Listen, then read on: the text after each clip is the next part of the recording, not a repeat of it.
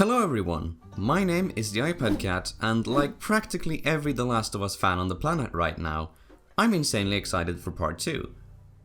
However, that excitement doesn't come without any concerns. To be honest though, I can't really say I'm worried. I mean, we're talking about Naughty Dog here. But there are some things I don't think would go well if they did them. And that's a big if. You gotta remember, there's barely any information to go on as of the making of this video, so everything here is purely speculative. Anyways, here are 5 things I don't want in The Last of Us Part 2. Number 1.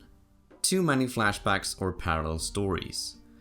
Of course, nothing is confirmed about any flashbacks or parallel stories. But there have been a few rumors of them being a major part of Part 2. And to be honest, with the latest trailer, that does seem very likely. I mean, did you know that there isn't a single cutscene or gameplay moment in the entirety of the first game without either Ellie or Joel? And now we get a 5-minute trailer with no sign of them. What I'm getting at here with this entire flashback parallel story thing is what it may cause to the pacing and flow of the game's story. The first game had a perfect mix of action-packed moments, calm moments of casual conversation, It all makes sense. and emotional scenes. Everyone I have cared for has either died or left me. And the transition between those moments are also very smooth. And personally, I feel like doing it the way Uncharted 4 does it, by doing a flashback as soon as a heavy scene is done, may hurt that really good flow. The Last of Us, please stay chronological. Number 2. Remaining in roughly the same area for too long. Part of what made the first game so great was the journey. I mean, when has the quote, "the journey is more important than the destination," been more appropriate than in The Last of Us? Sure, the emotional journey and the development in the relationship between Joel and Ellie is way more important than their journey through post-apocalyptic America. But imagine that the first game had stayed in Boston for the entire duration of the story. Do you think that would have had the same impact on the story? I'm not gonna say that it hadn't. Again, we're talking about the Naughty Gods here. But it definitely would have been harder to convey the story, without the environmental storytelling of the different seasons and locations. The lakeside section of the story, for example, is the lowest low point of the story. That is reflected in the environment it takes place in. The winter could be interpreted as a symbol for the hardship the characters go through. And locations too. Most of it being a barren wasteland with few supplies to live off, which could be interpreted as a metaphor for there being a shortage of hope as well. Now, that kind of storytelling could be hard if the entire game is gonna take place in Washington State. Number 3. A black and white villain. And by that I don't mean a literal black and white villain. Rather, I don't want to see a clear antagonist, whether that's a person or an organization, like the supposed cult in the latest Part 2 trailer. If you watch some interviews with Naughty Dog about the way the story was originally interpreted to play out in the first game, Tess was actually supposed to be a villain, and she and her gang was intended to hunt Joel and Ellie down throughout the entire game, until Ellie finally killed her at the end. I shot the hell out of that girl, huh? But they changed it to a story where there really weren't any good or bad guys. Most people would probably interpret the Fireflies as the good guys for most of the story until the end. But then they showed that the Fireflies are just as brutal and uncompassionate as anyone else. Hands in the fucking air! Come on. March him out of here. He tries anything, shoot him. Depending on what your values are, both the Fireflies and Joel could be potential good guys and bad guys. Even Naughty Dog themselves couldn't settle on it. And that's what's so great about not having a stereotypical villain. Don't get me wrong, I love me some Emperor Palpatine, for example.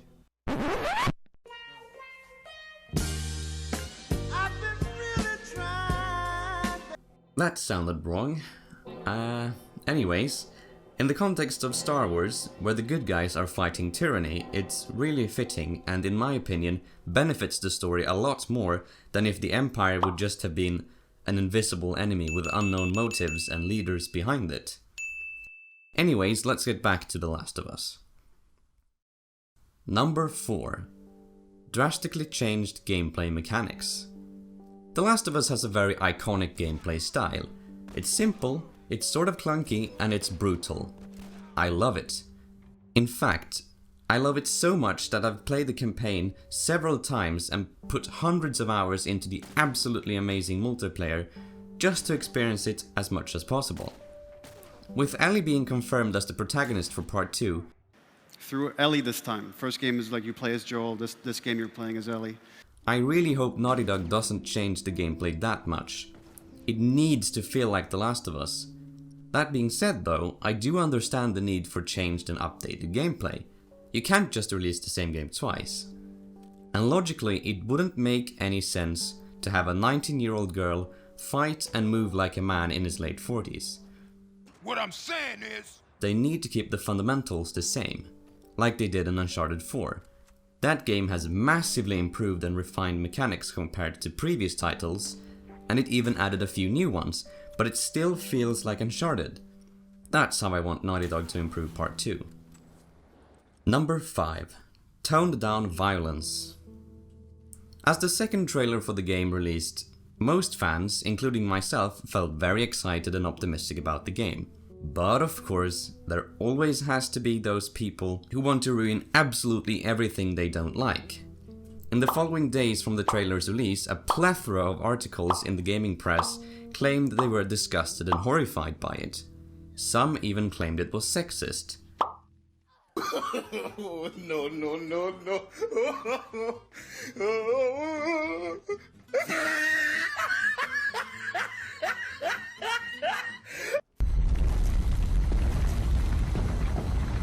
These people clearly have no idea what The Last of Us is about, or why it is absolutely necessary with this type of violence. For The Last of Us Part 1, Joel is described as a man with few moral lines left to cross.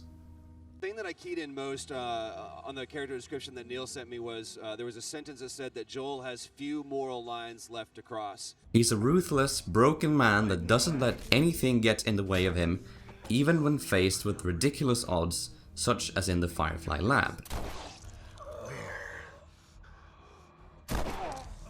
where? Do these people think the weight of his actions or impact they would have had on the story would have been as great if he would have just been a diplomatic, nice guy?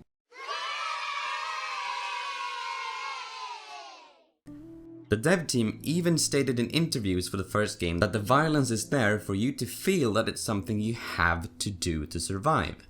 They want you to feel every punch, not because they're sadistic, it's because you're supposed to feel immersed in a scenario where every battle could be the last thing you do. It was important for us that we don't underplay the violence, because then the threat doesn't seem as real. And at the same time, we didn't want to make it so over the top, stylizing it, so then it doesn't become as real. It was important for us actually to hit that middle ground where it's kind of disturbing. It shouldn't make you giggle or laugh or any of that. You should be kind of appalled by what you have to do, but you understand why you're doing it. You want to feel each hit. You want to feel each concussive strike. Lives are at stake. I might go deeper into the violence aspect of The Last of Us in another video later, but for now, that's it. What do you think? Do you agree with my points or not? Tell me in the comments down below, and until next time, have a good day.